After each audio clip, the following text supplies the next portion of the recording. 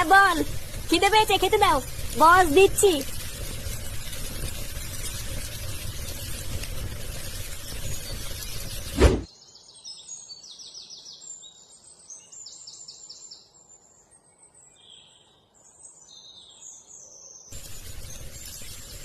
কি ডাল আর আলু সিদ্ধ, এইসব কি রান্না করেছো?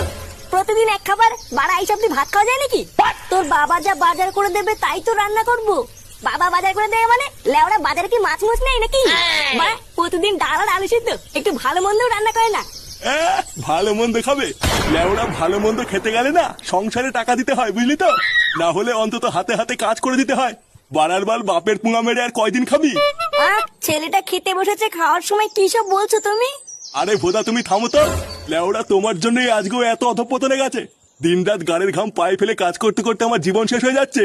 আর এই আদ্দামরা পাঠা শুধু ঘরে বসে বসে ভালো মন্দ খাবে। বলি, অতই যখন ভালো মন্দ খাওয়ার ইচ্ছা, তখন আমার পুঙা মেরে খাচ্ছিস কেন? যা না যা, আমার গান না মেরে নিজে ইনকাম করে খা গিয়ে। আরে ধরো, বাড়ির ভাত খেতে এসেছি আমি। বাড়া দুটো ভাত খাবো কি, সেই থেকে কানের কাছে ক্যালকাল মারিয়ে যাচ্ছে। বাড়া দুটো কানা আলু আর ডাল কিনে দিয়ে বড় বাল হয়ে গেছে। খাবোই না বালের ভাত।